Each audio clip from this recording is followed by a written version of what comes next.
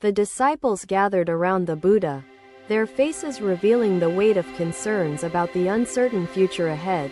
One disciple stepped forward, trembling slightly, and spoke, "Master, my heart is troubled by visions of despair and loss in days to come." The Buddha turned his gentle gaze towards the disciple and asked, "What is this future you fear? Where does it exist?" The disciple hesitated, his voice faltering, "It is not present, Master, yet it looms large in my mind, unshakable and overwhelming." The Buddha replied, "The future exists only as shadows within your thoughts, born from attachment to what you cannot control." He continued, "Do you see the bird perched upon the branch? It does not fret over days not yet arrived." The disciples turned to observe the bird, its feathers shining under the sunlight, appearing calm and indifferent to worries. Yet, instead of releasing it, he claims it as his possession. Does it cease to harm because he claims it as his own? Silence filled the grove, as disciples pondered his words, the metaphor sinking into their minds like ripples in water. Another disciple raised his voice, "Master, we are not birds.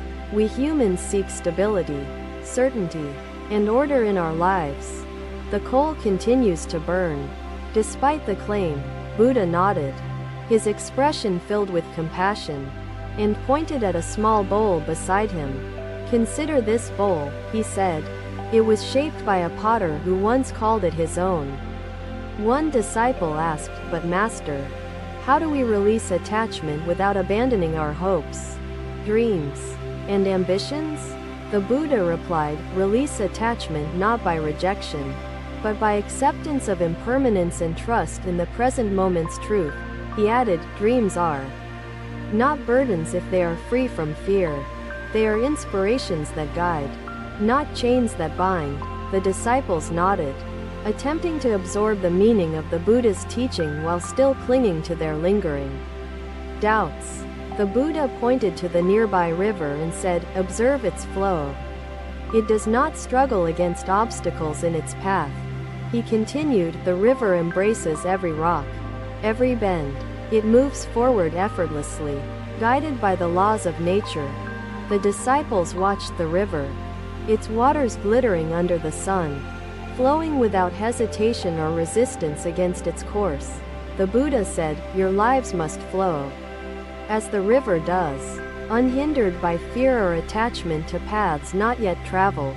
One disciple knelt before the Buddha, saying, "Master, my heart yearns for peace, but I cannot silence the worries within." The Buddha gazed at the disciple with compassion and answered, "Peace is found not by silencing worries but by understanding them." He added, "Worries arise from fear of loss. To recognize their impermanence is to weaken their grasp upon your spirit." The Buddha continued, "Return to silence, where fears dissolve like mist under the morning sun. Silence holds the calm you seek." The disciples bowed in reverence, their hearts heavy with realization yet lightened by the Buddha's wisdom shared among them. One disciple asked, "Master, does silence alone bring peace? Is there more we must seek to conquer the anxiety within?" The Buddha replied, "Silence is not an end but a beginning. Through silence, wisdom reveals itself, and suffering begins to fade." He continued, "Find the silence within yourself, and you shall find not my calm, but the calm that is uniquely yours." The disciples spent the rest of the day in quiet reflection, the Buddha's words echoing in their thoughts like ripples on water. That evening, as the stars appeared above, the disciples vowed to seek peace through silence and acceptance of the present moment. Their hearts began to shift from anxiety to understanding, their fears slowly fading like shadows under the light of realization. Another day, another moment filled with wonder. As the disciples gathered once more beneath the Bodhi tree to seek wisdom, their hearts were lighter, yet questions lingered in their minds about the present and how to live within it. One disciple approached Buddha and asked, "Master, if the future is fleeting, Where does our hope reside if not in tomorrow? The Buddha smiled and replied, hope is not bound by tomorrow. It breathes through the choices you make today. He continued, look to the flower blooming in the sunlight. It thrives not by waiting but by embracing the present. The disciples turned to observe a wildflower nearby, its petals swaying gently in harmony with the soft spring breeze. The Buddha said, that flower does not regret the seeds it shed nor fear the soil in which it grows. Another disciple asked, Master, the present is fleeting. How can something so brief be the foundation upon which we rest our lives? The Buddha replied, fleeting moments create eternal truths. What is fleeting in time remains infinite in the wisdom it reveals. He pointed to the river flowing nearby and said, observe this stream. It does not hold still, yet it lives wholly. The disciples watched the river, its waters dancing with light, neither rushed nor stagnant but harmonious in its movement. The Buddha continued, life is much like this stream. To live within it is to discover serenity beyond fleeting distractions. The disciples nodded in contemplation, reflecting on how they might embrace the essence of the present moment. The Buddha spoke again, what concerns you about the present? Is it that you fear its impermanence or struggle to accept its truth? One disciple replied, Master, my heart clings to the past, yet yearns for certainty in the future. How can I release both? The Buddha's gaze softened as he said, the past is gone, the future untouchable. The present is where life breathes and unfolds. He added, to release the past is to honor what it taught you. To release the future is to trust today. Another disciple asked, Master, how can I remain present when my mind wanders endlessly into thoughts of tomorrow's challenges and triumphs? The Buddha gestured toward the sky above them and said, observe the clouds. They drift yet remain one with the heavens. He continued, thoughts may wander like clouds, but awareness anchors you in the present. This is where clarity reveals itself. The disciples looked to the clouds above, their forms shifting and dissolving into the vast, infinite blue of the sky. The Buddha said, your mind is as vast as the sky. Allow thoughts to wander, but return to your center, your stillness. One disciple spoke hesitantly, Master, sometimes the present is filled with sorrow. How do we find peace within moments of pain? The Buddha nodded solemnly and answered, sorrow is part of life's river. It flows but does not stay. Peace is found in acceptance. He added, to fight sorrow is to swim against life's current. Accept it, and it shall pass like ripples upon water. The disciples sat quietly, absorbing the depth of the Buddha's words as they contemplated their own struggles with painful moments. The Buddha spoke again, peace is not the absence of sorrow but the presence of understanding and compassion for all that arises. Another disciple raised a question, Master, how can we live fully in the present without longing for what lies ahead or behind? The Buddha replied, to live fully, embrace each moment as it is, imperfect, fleeting, yet sacred in its truth and beauty. He continued, when you hold the moment gently, without grasping or rejecting, it unfolds like a gift offered by life itself. The disciples reflected on this wisdom, vowing to practice awareness of the present and release attachment to what was or may be. The Buddha's voice carried softly in the breeze, the present is your refuge, your home. Tend to it with kindness, and it shall reward you. That evening, as the stars appeared, the disciples found themselves more attuned to the world around them, grounded in their own calm. Their hearts felt lighter, their minds clearer, and their spirits stronger as they began to embrace the wisdom of the present. Another day, another peaceful moment under the Bodhi tree.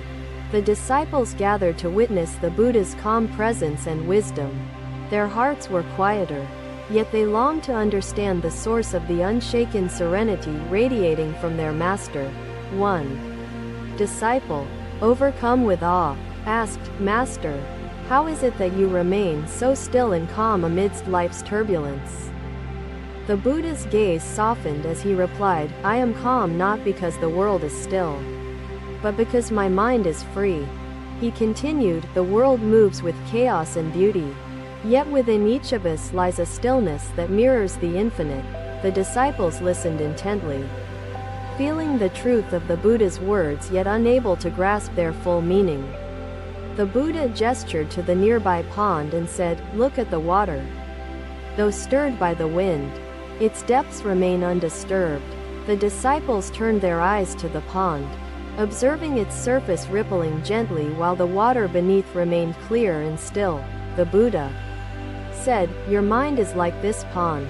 On the surface, thoughts arise and fade, but your depths are eternal calm. One disciple asked, Master, how do we find this depth within ourselves when the surface is consumed by worry and fear?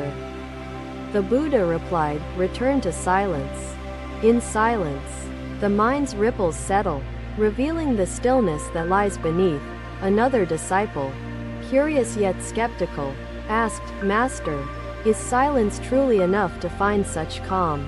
Or must we seek something more? The Buddha smiled and said, silence is not emptiness but fullness.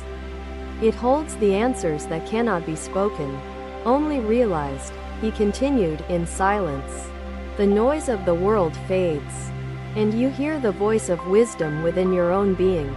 The disciples sat quietly, each contemplating the silence within themselves and the calm they longed to uncover. One disciple, hesitant yet determined, asked, Master, I struggle to embrace silence. My thoughts roar too loudly. How can I quiet them? The Buddha's gaze held compassion as he replied, do not fight your thoughts. Acknowledge them, and let them pass like clouds in the sky. He added, thoughts, like clouds, drift but do not define the sky. Your silence is the vast, unchanging space beyond. The disciple nodded, feeling a glimmer of understanding as he reflected on the impermanence of his restless thoughts. The Buddha continued, to find calm, you must rest in the present moment. Be still, and the answers shall come to you. Another disciple asked, Master, how do we carry this stillness into our daily lives, where distractions and challenges abound? The Buddha replied, carry stillness not as an object but as your nature. Like the sky holds the clouds, hold your calm. He added, challenges are waves upon life's sea. Your calm is the depth that sustains you, unaffected by surface storms. The disciples nodded, their hearts resonating with the truth of the Buddha's words as they visualized the depth within themselves. One disciple spoke up, Master, I fear losing this calm when faced with anger or sorrow. How can I protect it? The Buddha answered, calm cannot be lost, for it is your essence. It is only obscured by emotions that come and go. He continued, to protect calm, observe emotions as they arise. See them as visitors, not as owners of your being. The disciples reflected deeply, understanding that their calm was not something to grasp but something always present within. The Buddha said, return to the silence often, for it is there you find your calm renewed and unshaken by the world. That evening, under the glow of the moonlight, the disciples sat in silence, embracing their own stillness and calm. Their hearts were lighter, their minds clearer, and their spirits more peaceful as they resolved to carry the Buddha's teachings forward. Buddha tilted his head slightly, studying Ashoka's burden with quiet contemplation. And if you place a few stones down, Buddha asked, will your family's sustenance diminish? Or will your load become bearable? Ashoka hesitated, his grip tightening on the basket's rim, his mind wrestling with Buddha's question. Thank you for watching. Buddha's teachings are always with you. Subscribe to our channel and we will see you in the next video.